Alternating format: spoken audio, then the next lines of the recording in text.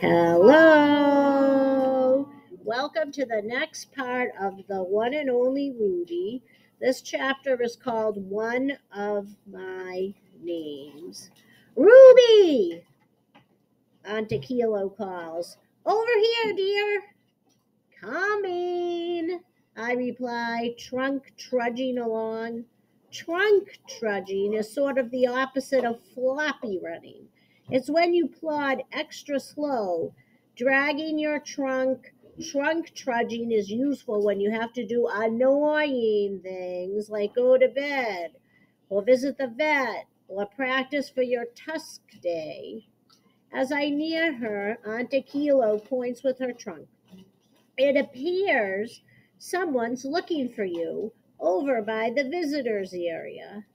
That's not unusual. Lots of humans come to the park to see me. I'm not bragging, it's just a fact. When you're the littlest elephant, you end up with tons of fans. I figure it's probably Carmen, a girl who visits me nearly every week with her family. Carmen always starts to cry when her mother tells her it's time to leave the park. She says she wants to take me home with her. She wants me to be her pet and sleep in her bed and go to school with her for sharing time. I don't think I would like being a pet elephant, although Uncle Bob is a pet, even though he claims he's not. He lives with people who take him on walks and feed him treats and rub his tummy. That sure sounds like a pet to me. But Uncle Bob says he is a service dog because he is providing the service of being charming. When I get to the stone wall where most of the visitors are gathered, I look for Carmen, but she's nowhere to be found. Some of the people go, ah, when they see me. Lots of them take pictures. I raise my trunk and give them my best cute baby elephant pose, and that's when I hear it. A man's voice calling my name. Not Ruby, one of my old names, one of my Africa names, Jabori. I spread my ears wide and listen. Dooney, over here, Dooney. It's Jabori's voice, Jabori's laugh, a big, loud, straight from the belly laugh. Jabori, my old friend from Africa. Jabori, alive and well. At last I see him, tall and slender and smiling ear to ear, waving and jumping to be sure I see him. He's holding a map of the park and wearing a baseball cap like lots of the visitors. But Jabori isn't just any visitor. Jabori saved my life. He cared for me when I was just a tiny orphan baby. He named me Dooney, too.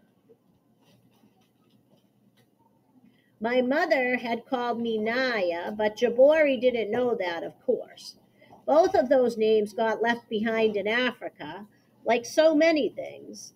I trumpet like crazy and dance around and do everything I can to say hello. For a long time, kind of like forever, Jabori and I gaze at each other. I want so much to be close to him, to drape my trunk around his neck, to feel his hands patting my back, to hear him humming his silly elephant lullabies. But my world is full of fences and walls now. After a while, Jabori starts chatting with one of the park workers. Her name is Mandy, and she answers questions from visitors and gives talks about me and my aunts.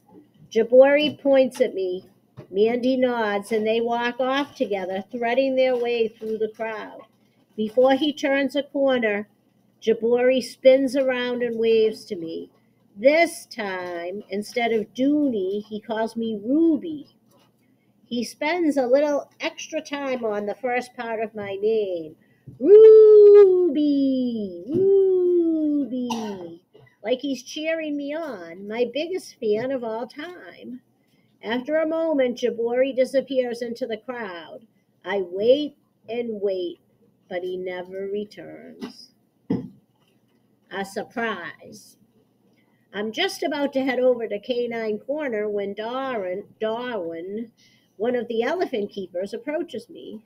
He's carrying a big, juicy looking apple, which he knows I love, and of course he signals me to follow him. I do. We're trained to obey the keeper's commands so they can take care of us, but I'll do anything for a free apple. Darwin leads me toward a private walled off area where we sometimes get checkups with TJ or one of the other vets. For some reason, Mandy, the tour guide, is waiting there for us.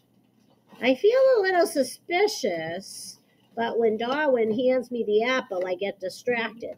Snacks will do that. I'm chopping away on the apple when just on the other side of the brick wall, I see a baseball cap. Ruby! A voice calls, Dooney! That's why Mandy and Dawson have brought me here. Darwin have brought me here. This time there's no moat, and Jabori so close I can reach over the wall, grab that silly hat of his, and toss it in the air, just like the old days. So, of course, I do. When Mandy unlocks a gate and Jabori enters, we run to each other and he hugs me like I'm the little orphan baby he cradled for so many nights. And even though I'm practically grown up and have tusks and everything, I let him. It's the least I can do. And we're going to stop here and we'll continue again on Tuesday of next week. Thanks for listening. Bye.